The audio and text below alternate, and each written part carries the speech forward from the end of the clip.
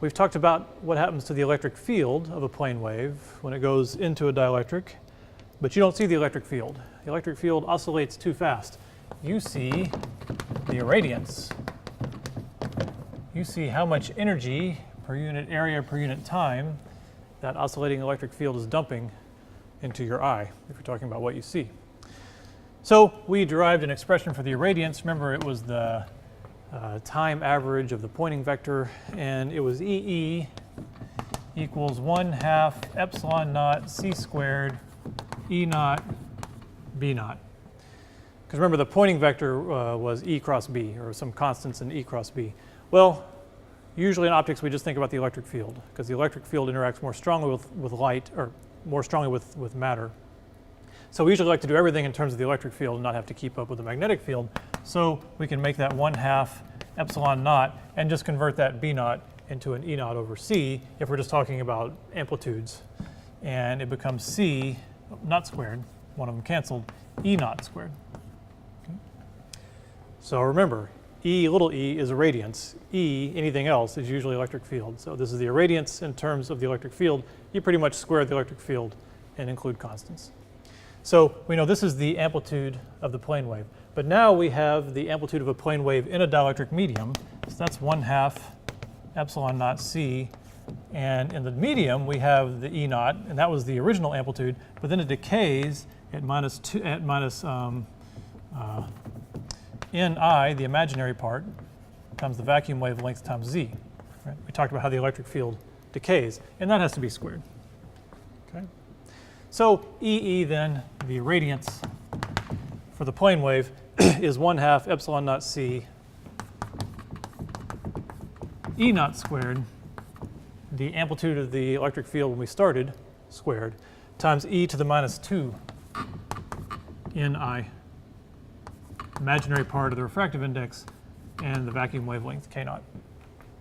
And now if you recognize this as sort of the incident irradiance, then you can say the EE, the irradiance as a function of position, is E naught, how much irradiance enters the dielectric medium, and then usually e to the minus alpha z, where alpha is the absorption coefficient.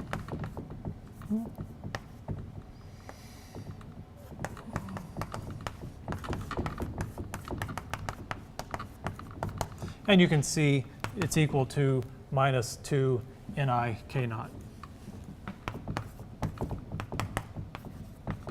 So if you have a dielectric medium and you know the imaginary part of its refractive index at some wavelength, then you can calculate its exact absorption coefficient, which will tell you how quickly the amplitude or the irradiance will go down as you go through the material. And there's really just a factor of 2 difference between how the power goes down and how the field goes down, and the factor of 2 is just because the power, the irradiance, is the field squared. Okay? But there's always a factor of 2 between those two. So now, we've been talking about dielectrics and talking about how they have absorption. And at the beginning, we said the great thing about glass is that glass is transparent all the way through the visible. So we seem to say that there was no absorption. So what's going on is usually when you think of a dielectric like glass, is you basically are saying it's transparent in the visible, Ni is really, really small. Right? Ni is essentially 0 for glass in the visible.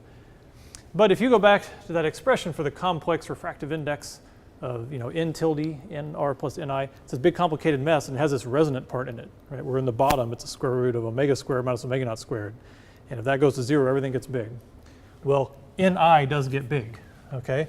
So Ni, and therefore also alpha, the absorption, is large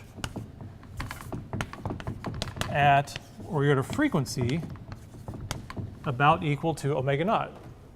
That was the natural frequency, the resonance, where all these little, whatever these things are, we describe them just as the electrons are a mass on a spring.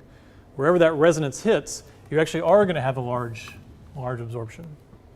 And for glass, that just doesn't happen in the visible. Okay? So I'm going to show you that now. We're going to have a look at absorption in glass here, and let's see, let me explain what we've got here. So here we have just a small optical source. This is a xenon flash lamp, and Out of here comes light all the way down to about 200 nanometers. I'm not getting my finger in it when it's on. And this is just a small spectrometer. So the light comes in, it analyzes it as a function of wavelength, and you see the result here. So here we're plotting I'm going to plot in a minute the transmittance, how much light gets through from 200 UV, this is all UV, up to 400. Now this is the visible, 700 into the visible, and then the near IR. Okay, so we have a very broad spectral range that we get here because this lamp puts out a lot of light. So we turn the lamp on and we calibrate it real quick. So hit that, turn the lamp off for a second. We'll get a dark reference here. Everything drifts, so it's always good to redo it at the last minute. Turn it back on and get another bright reference. And now what you're seeing is we've calibrated it where it's giving us 100% transmission as it just goes through air. Okay? It's drifting up and down a little bit. Everything's not perfectly stable. So we've calibrated again. Now here I have a piece of glass, and we know glass to be transparent, but that's in the visible. So let's look at the transmission on glass as we go to a broader range of wavelengths all the way down to 200. So if I just balance the glass there, now you can see the glass is nice and transparent from 700 in the visible, in the red, all the way down to 400. It's dropped from 100% to 90%, and there's a good reason, and we'll talk about it later. Maybe you already know, bonus points if you already know. But here we can see a big drop in the transmission. Almost nothing is transmitting here at about 275.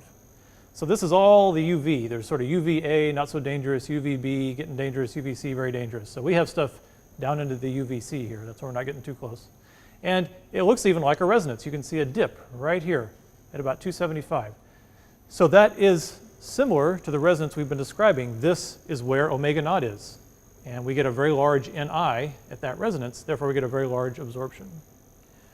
So you might think that is the resonance of SiO, or SiO2, the glass structure, the silica that makes up glass. But it actually isn't. That's still impurities in the glass. Here is another piece of glass, and this is more expensive and more pure glass. And you know it's more expensive because it's in a little container. Whenever someone gives you a microscope slide that has its own container, it's expensive. It says quartz microscope slide on it. So basically, this is quartz. This is more purified glass. And the name quartz is kind of thrown around a lot. Okay, so glass is glassy. It's not crystalline. Sometimes you think of quartz meaning the crystalline version, but sometimes quartz just means really pure glass, and it's still not crystalline. Usually you say crystalline quartz when you mean the crystal that you see at the museum. If you say quartz around glass people, it just means really pure glass. And if I put that on there, nothing. So there is no resonance in the UV. This is transmitting plenty of UV, right? Perfectly flat. And I'm not tricking you, so here's the glass again. Glass, cheap glass, big absorption at about 275 nanometers, and here's my quartz, no absorption. So whatever that peak is, it's not the SiO2, it's not the silica itself. It's impurities in the glass. And we know glass has impurities. The most common is iron, and that makes the glass look kind of green. If you put in a lot of impurities, so here's a really old bottle I found in the demo closet. Everything in the demo closet is old. These days, if you found a bottle this green, it would be because they put the impurities in on purpose, and they're trying to make a green bottle. This is probably so old that this was typical glass back then, like when you look at really old windows.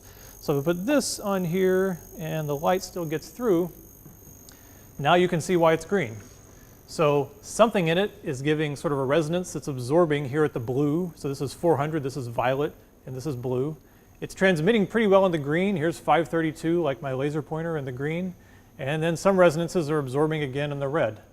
So if you just consider visible from 700 to 400, this thing is mostly passing the green. So when you look at it on transmission, that's why you see green. So these resonances occur to many, many materials in the glass, but it all perfectly matches what we've been talking about. These individual little loose electrons in the glass oscillate really hard and absorb energy, and that's why we get these spectral features.